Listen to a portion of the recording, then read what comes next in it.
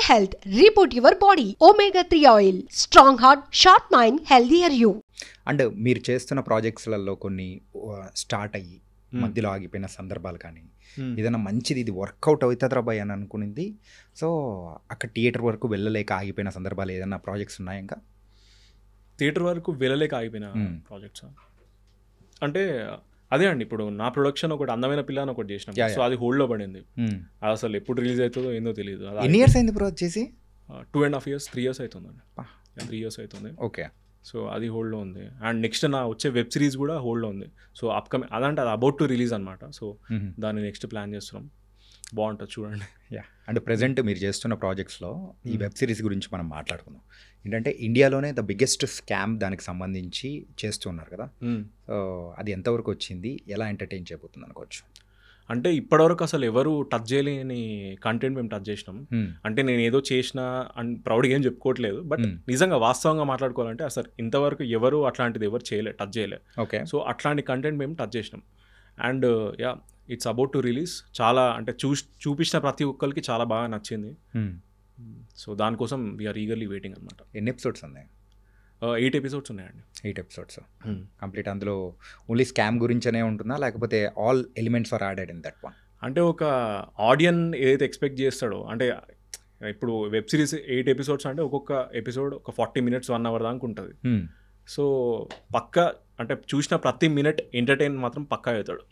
Okay, అంటే మీరు work చేసిన ప్రాజెక్ట్స్లలో ఎవరితో అయినా కానీ ఫ్రెండ్షిప్ అనేది కూడా ఇప్పటికీ కొనసాగుతూ ఉండిందా? ఓన్లీ సెట్స్ వరకే కాకుండా దీని తర్వాత కూడా ఫ్రెండ్షిప్ కొనసాగుతూ ఉన్న వాళ్ళు ఎవరైనా ఉన్నారా? అంటే నేను చేసిన అంటే ఇప్పటివరకు నేనైతే అంటే ఎవరెవరితోనే పనిచేసినో ఫ్రమ్ స్టార్టింగ్ టు ఎండింగ్ ఇప్పటివరకు నేను చేసిన ప్రతి ఒక్కరితో అందరితో గుడ్ టర్మ్స్ మాత్రం ఉన్నాయండి. అంటే నేను పెద్ద కష్టాలు నా పర్సనల్ లైఫ్ ఇండస్ట్రీ వాళ్ళతో ఎక్కువ షేర్ చేసుకోను. కొంచెం ప్రైవేట్గా ఉంటారా ఏంటి? ఎక్కువగా రిజర్వ్గా ఉంటా కొంచెం. ఓకే, ప్రైవేట్ అని కదండి, కొంచెం రిజర్వ్డ్గా ఉంటా. కలిస్తే మంచిగా మాట్లాడుకున్నామా, సినిమాల గురించి మాట్లాడుకున్నామా, చిల్ అయినామా, వెళ్ళిపోయినామా, అంతే. సో ఫ్రెండ్షిప్ అంటే యా అంతే, అందరితోనే గుడ్ టర్మ్స్ ఉన్నాయండి నాకు, అట్లా ఏం లేదు. సో యా ప్రతి ఒక్కరితో గుడ్ టర్మ్స్. ఓకే, అంటే ఇలా రిజర్వ్డ్గా ఉన్నాము అలా ఉండేటప్పటికి కొంతమంది మీరు ఇందాక అన్నారు చూసారు ఒక బ్యాచ్ కైండ్ ఆఫ్, ఇప్పుడు కూడా ఏంటంటే అరే ఈడికి మస్తు యాటిట్యూడ్ ఉందిరా భయ్ అని చెప్పేసి ఎగ్జాక్ట్లీ అలా రిజెక్ట్ చేసిన వాళ్ళు కానీ అలా దూరం పెట్టేసి అది అయిందేమో నాకు తెలియదు. నేను I'm very reserved person.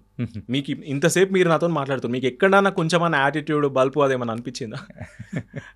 No, nothing like that. నేను రిజర్వ్డ్ పర్సన్, అంతే. ఎంతవరకు మాట్లాడాలో అంతే మాట్లాడే, నేను ఏదో కామ్గా నా పని చేసుకునే బాపతి. దాన్ని మేబీ నేను కొంచెం అంటే ఇట్లుండేసరికి వాళ్ళ చూసి యాటిట్యూడ్ అనుకుంటారేమో. నాలాగా చాలామంది ఫేస్ చేస్తారండి ఇది పాపం. అంటే రిజర్వ్డ్గా ఉండి ప్రైవేట్గా ఉండి కామ్గా పని చేసుకుని వెళ్ళిపోయే బ్యాచ్ని చూసి అరే వీనికి బాగా బల్పు అని అనుకుంటారు. అది చాలా తప్పది. ఒక పర్సన్తో వచ్చి మాట్లాడి తెలిస్తే, అంటే మాట్లాడి చూస్తే కదా అర్థమవుతుంది వాడు ఏందన్నది కదా. కరెక్టే. అంటే ఎందుకంటే రిజర్వ్డ్ అనేటప్పటికి ఇండస్ట్రీలో ఆ వర్డ్ యూజ్ చేసామంటే ఖచ్చితంగా ఇంకొకరు ఈ వర్డ్ అనేది యూజ్ చేస్తారు, యాటిట్యూడ్ రా పోయి మస్తు అని చెప్పేసి. అవును, అనుకుంటారు అట్లా, చాలా మంది అనుకుంటారు. పైలం పిల్లగా అంటే దాని తర్వాత మీరు చేసిన మూవీస్లలో కల్లా ఒక మంచి పాజిటివ్ రివ్యూస్ అనేది కూడా రావడం, అండ్ ఓటీటీలోకి వచ్చిన తర్వాత కూడా people are liked it and went well. అవును, బాగా. సో ఎలా అనిపించింది బ్రో ఆ సక్సెస్ అనేది చూసిన తర్వాత? చాలా మంచిగా అనిపించిందండి. అంటే ఇంకా వచ్చేది ఉండే అని అనిపించింది. అంటే ఆ మూవీకి ఇంకా సక్సెస్ఫుల్ మూవీ, మంచి రివ్యూస్ అంతా బాగానే ఉంది, బట్ ఇంకా వచ్చేది ఉండే ఎందుకు అని ఒక చిన్న ఫీలింగ్, అంతా. చాలా మంచిగా అనిపించింది. కానీ అంటే ప్రజెంట్ ఏంటి ట్రెండ్ అంతా ఒక ఎంటర్టైనింగ్ స్క్రిప్ట్స్ వైపే అట్లా వెళ్తుంది అనిపించుకోవచ్చా ఇండస్ట్రీ కానీ, లేకపోతే ఎవ్రీథింగ్ మీకు వచ్చే స్క్రిప్ట్స్ కానీ? అంటే అర్థం కాదు ఎంటర్టైనింగ్ అంటే ఇప్పుడు పైలం పిల్లగా ఉంది, అదొక టైప్ ఆఫ్ థింగ్. ఏంటంటే కూర్చొని హ్యాపీగా నవ్వుకొని అట్లా ఆ టైప్ ఆఫ్ స్క్రిప్ట్స్ అనేది ఎక్కువ వస్తున్నాయా దాని తర్వాత? అంటే చాలా అన్ప్రెడిక్టబుల్ అయిపోయిందండి. అంటే పబ్లిక్కి ఏది నచ్చుతుందో ఏది నచ్చదో అసలు అర్థం కావట్లేదు అసలు. అంటే అట్లీస్ట్ నేనున్న సిచ్యువేషన్కి, అంటే నేను చెప్పాను కదా, నేను తీసిన ప్రతి మూవీ చాలా మంచిగా ఉంది, అంత బాగానే ఉంది, కానీ అది పబ్లిక్ అంటే దాని ఇంకా అది వచ్చిన కరెక్ట్ రీచ్ వెళ్ళట్లేదు. సో నాకు చాలా కన్ఫ్యూజింగ్ ఉంది, నాకే అర్థమవుతలేదు ఏది తీస్తే నచ్చుతుంది ఏది తీస్తే నచ్చదు అని. అట్లా విజువల్లీ గో విత్ అనే ఫ్లో కదా. మరి ఈ ఫ్లోలో ఇప్పుడు ప్రెజెంట్ ఏమొస్తున్నాయి, ఏ ప్రాజెక్ట్స్ అనేది వస్తున్నాయి? అదే నెక్స్ట్ ఒక వెబ్ సిరీస్ ఉందండి. అంటే వెబ్ సిరీస్ కాకుండా వింటున్న కాన్సెప్ట్స్ కానీ అలాగా వింటున్నా చాలామంది అంటే కొన్ని స్క్రిప్ట్స్ అవన్నీ నడుస్తున్నాయి. సో అది ఇంకా ఆన్ బోర్డ్ వెళ్ళలేదు, వెళ్ళిన రోజు నేనే అనౌన్స్ చేస్తాను. ఓకే, పిల్లగాడు అని చెప్పేసి ఆ సిరీస్తో మీకు ఒక అద్భుతమైన అడుగు అనేది పడింది. అవును. అంటే ఇంకొక బ్రేక్ అనేది కూడా ఇండస్ట్రీలో మీకు అలా వచ్చింది అనుకోండి, హౌ డు యూ మేనేజ్? అంటే నాకు అంటే నక్షత్రాలు అన్నీ బాగుండి మళ్ళీ అట్లాంటి బ్రేక్ వస్తే సో ఏది పడితే అది మాత్రం నేను సైన్ చేయండి. ప్రాపర్గా టైం తీసుకొని మంచిగా ఆలోచించి మంచి మంచి ప్రాజెక్ట్స్ అయితే చేస్తాను.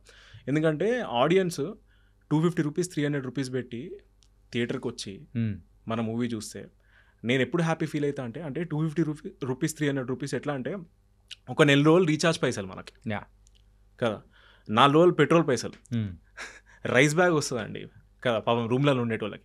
సో ఆ పైసలు మన మీద ఇన్వెస్ట్ చేసి మూవీ చూస్తుండంటే వాళ్ళు పెట్టిన ప్రతి రూపీకి సాటిస్ఫై అయిపోవాలి కదా, అప్పుడు హ్యాపీ ఫీల్ అవుతా. ఓ పెద్ద టార్గెటే పెట్టుకున్నారు అంతే కదండి. ఇప్పుడు 250-300 రూపాయలు పెట్టి మనం ఇన్వెస్ట్ చేసి థియేటర్కి వచ్చి మూవీ చూస్తే పాపం పైసలు వేస్ట్ చేసుకుంటే మనకు కూడా మంచిగా అనిపించదు కదా, నాకే కదా ఎవరికి మంచిగా అనిపించదు. సో పెట్టిన ప్రతి రూపాయి వాళ్ళు వచ్చి సాటిస్ఫై అయ్యి వెళ్ళాలండి, that is my target. Nice. And మీరు ఫస్ట్ అందుకున్న రెమ్యునరేషన్ ఎంత దీనికి? ఫస్ట్ పిల్లవాడికి ఎంత? 5,000. 5,000 ఇది సిరీస్ మొత్తానికా లేకపోతే ఎపిసోడ్కా? Per episode 5,000 per episode per day. Yeah per day 5,000 ఆ రోజుల్లో అంటే it's good amount. Season 2 for season 2. మరి సీజన్ 1కి? సీజన్ 1 ఏదో మేమే చేసుకున్నామండి, అది కెమెరాలు పెట్టుకొని. సో కానీ హైలైట్ మీకు ఇంట్రెస్టింగ్ న్యూస్ చెప్పాలా, పిల్లవాడు సీజన్ 2 సీజన్ 1 అంతా మా కాలనీలో మా బిల్డింగ్లోనే షూట్ చేసినాం అనమాట. మోస్ట్ ఆఫ్ ది అంటే క్రూ మొత్తం మీద చూసుకుంటే ఒక 5-6 ఉంటారు. అవును అంతే. అండ్ ఇంకోటి ఏంటంటే మోస్ట్లీ టెర్రస్ల మీద రోడ్ల మీద అదే ఉంటుంది. అవును. కానీ దానితోనే మీరు అద్భుతాలు అనేది చేశారు. ఎస్. ఓకే, నైస్ భయ్యా. అండ్ హైయెస్ట్ అందుకున్న రెమ్యునరేషన్ ఇప్పటివరకు ఏ మూవీకి? ఇప్పుడు రెమ్యునరేషన్ గురించి అంటే బేసిక్ ఎట్లా అంటే నేను రెమ్యునరేషన్ నాకు ఎట్లుండాలంటే నా మీద ఎక్కువ ఇన్వెస్ట్మెంట్ వద్దు, నాకు రెమ్యునరేషన్ ఇంత ఇచ్చి అంత డిమాండింగ్ ఉండా ఏముండా. నాకు ఫర్ ఎగ్జాంపుల్ మూవీ బడ్జెట్ ఇంత అనుకోండి, నాకు ఇంత ఇస్తే చాలు, కొంచెం ఇస్తే చాలు, మొత్తం మూవీ మీద పెట్టాలి, సినిమాని మార్కెట్లకు ప్రాపర్గా తీసుకెళ్ళి అందరికి మంచి పేరు వచ్చి ప్రొడ్యూసర్కి ఏమైనా మిగిలితే అప్పుడు నాకు ఇస్తే పర్లేదండి. So this is my target. నాకు ఇంత ఇవ్వాలి అంత ఇవ్వాలని డిమాండ్ చేయాలి, నాకు కొంచెమే ఇవ్వమనండి, సినిమాకి మంచిగా పెట్టి సినిమాని ప్రాపర్గా మార్కెట్లోకి తీసుకెళ్ళాలి. Okay, yeah. మెయిన్ ఏంటంటే మనం ఫస్ట్ మనది ఏంటో అని చూపించాలనే ఉత్సాహం ఎక్కువ ఉంది మీలో. అవును. ఓకే. అంటే భయ్యా రెమ్యునరేషన్ అనేది కూడా పెద్ద అవసరం లేదు, సో నేనైతే కంప్లీట్గా ఆ మూవీ దాని మీదకే పెట్టాలి అది ఇది అని అంటున్నారు కదా, ఏంటి ఫ్యామిలీ అంతా వెల్ సెటిల్డ్ అట్లేం లేదండి. ఓకే. ఇప్పుడు నాకు కూడా బ్రెడ్ అండ్ బటర్ ఇదే కదా అండి. ఇప్పుడు ఎంత వెల్ సెటిల్డ్ అయినా కానీ ఇప్పుడు నువ్వేంది అనేది చూస్తారు కదా. ఇప్పుడు this is my bread and butter. నేను రేపు పొద్దున పెళ్ళి అయితే నా పిల్లాన్ని నా కిడ్స్ని అందరినీ నాకు వచ్చిన మూవీ పైసలతోనే పోషించాలి. అండ్ సో అట్లా. Okay. And coming to your family, ఏం చేస్తుంటారు నాన్నగారు కానీ అమ్మ కానీ? మా ఫాదర్ డాక్టర్ అండి. సో 30 years కరీంనగర్లో ప్రాక్టీస్ చేశారు, ఈఎన్టీ సర్జన్. సో దాని తర్వాత 2011లో వీ మూవ్ టు హైదరాబాద్.